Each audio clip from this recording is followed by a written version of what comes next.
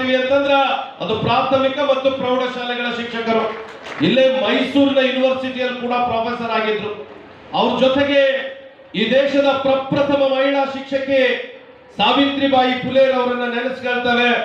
ಅವ್ರ ಜೊತೆ ಒಬ್ಬ ಮುಸ್ಲಿಂ ಶಿಕ್ಷಕಿ ಫಾತಿಮಾ ಶೇಖ್ ಅಂತ ಹೇಳಿ, ಅವರಿಬ್ರು ಈ ದೇಶದಲ್ಲಿ ಮೊಟ್ಟ ಮೊದಲ ಶಾಲೆಗಳನ್ನ ತೆಗೆದು ಶಿಕ್ಷಣವನ್ನ ಕೊಡ್ತಕ್ಕಂಥ ಕೆಲಸವನ್ನ ಮಾಡಿದ್ರು.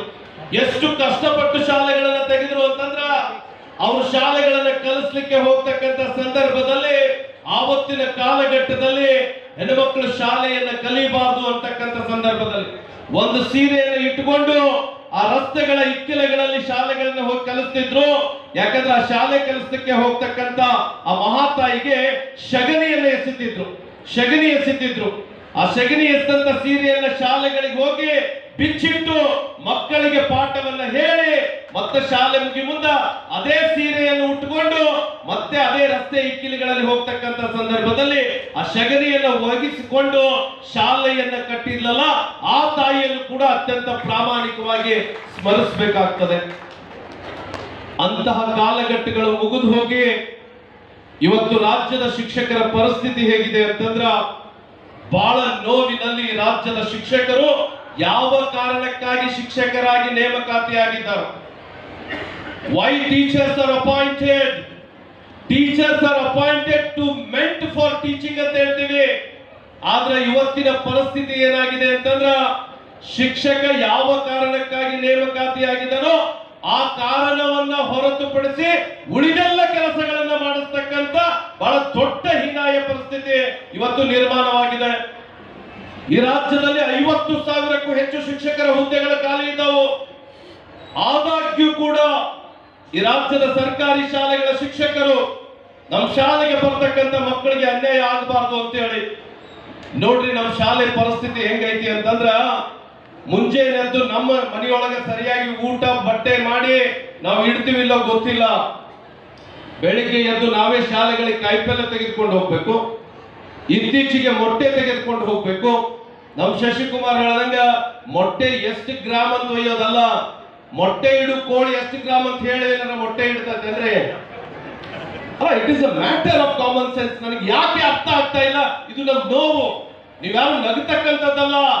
ಈ ರಾಜ್ಯದ ಶಿಕ್ಷಕರು ಅತ್ಯಂತ ಗಂಭೀರವಾಗಿ ಚಿಂತನೆಯನ್ನ ಮಾಡಬೇಕಾಗಿದೆ. ಈ ರಾಜ್ಯದ ಶಾಲೆಗಳಲ್ಲಿರ್ತಕ್ಕಂಥ ಮಕ್ಕಳು ಕೊಠಾರಿ ಆಯೋಗ in the year of 1964 the Bible of education ಅಂತ ಹೇಳ್ತೇವೆ. ಈ ದೇಶದ ಶಿಕ್ಷಣದ ಬೈಬಲ್ ಯಾವುದು ಅಂತಂದ್ರ ಕೊಠಾರಿ ಆಯೋಗ. The first line of Kothari ಆಯೋಗ ಇಟ್ ಸೆಲ್ಫ್ ಸಜೆಸ್ಟ್ ನೋಡ್ರಿ 1964ರ ಮಾತುಗಳನ್ನ ಆಡ್ತಾ ಇದ್ದೇವೆ. ಕೊಠಾರಿ ಆಯೋಗ ಅವತ್ತು ಹೇಳಬಹುದಾಗಿತ್ತು ಈ ದೇಶದ ಭವಿಷ್ಯ KRS ನಂತ ದೊಡ್ಡ ದೊಡ್ಡ ಅಣೆಕಟ್ಟುಗಳನ್ನು ಕಟ್ಟೋದ್ರಿಂದ ನಿರ್ಮಾಣ ಆಗ್ತದೆ.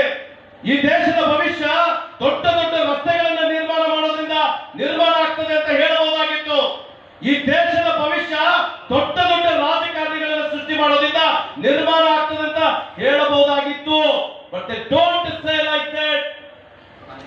The destiny of our nation ನೋಡ್ರಿ ಎಂತ ಅದ್ಭುತ ಲೈನ್ ಪ್ರಾರಂಭ ಆಗ್ತದೆ. The destiny of our nation has been shaped in her classroom. ಈ ದೇಶದ ಭವಿಷ್ಯ ವರ್ಗ ಕೊಠಡಿಗಳಲ್ಲಿ ನಿರ್ಮಾಣವಾಗ್ತದೆ ಅಂತೇಳಿ 1964ರಲ್ಲಿ ಹೇಳ್ತಾರೆ. ದೌರ್ಭಾಗ್ಯ ಈ ರಾಜ್ಯದ ಶಾಲೆಗಳು.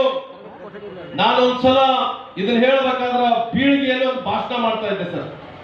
JT ಪಾಟೀಲ್ ರನ್ ಶಾಸಕರು ಬಹಳ ನೇರವಾಗಿ ಮಾತಾಡ್ತಾ ಇದ್ರು. ಬರೇ ದೇಶದ ಭವಿಷ್ಯ ಅಷ್ಟೇ ಅಲ್ಲ ಮತ್ತು ನಿರ್ಮಾಣ ಆಗ್ತದೆ. ನೆನಪೈತ ನಿನಗಂದ್ರು ಏನ್ರಿ ಅಂತೆನ ಈ ದೇಶದ ಎಲ್ಲಾ ರಾಜಕಾರಣಿಗಳ ಭವಿಷ್ಯ ಸರ್ಕಾರಿ ಶಾಲೆಯಲ್ಲಿ ನಿರ್ಮಾಣ ಆಗ್ತೈತಿ ಅಂದ್ರು. ಹೆಂಗ್ರಿ ಸರ್ ಅಂದ್ಯ, ನಮ್ಮೆಲ್ಲಾ ಮತಪೆಟ್ಟಿಗೆಗಳು ಸರ್ಕಾರಿ ಶಾಲೆಗೆ ಇರ್ತಾವು, ಅಲ್ಲಿಂದನೇ ಕೌಂಟಿಂಗ್ ಸ್ಟಾರ್ಟ್ ಆಗೋದು ಅಂತ ಹೇಳಿದ್ರು ಅವರು. ಸರ್ ಇದೆಲ್ಲ ವಾಸ್ತವ. ಆದ್ರೆ ಸರ್ಕಾರಿ ಶಾಲಾ ಶಿಕ್ಷಕರ ಸಮಸ್ಯೆಗಳನ್ನ ಕೇಳೋರಿಲ್ಲ ಸರ್ ಅಂತ ಹೇಳಿದ್ರೆ ನಾನು ನೀವು ಪ್ರಾಮಾಣಿಕವಾಗಿ ಹೇಳ್ತೀನಿ, ಮುಂದಿನ ಅಧಿವೇಶನದಲ್ಲಿ ನಾನೇ ಕೆಲವೊಂದಿಷ್ಟು ಶಿಕ್ಷಕ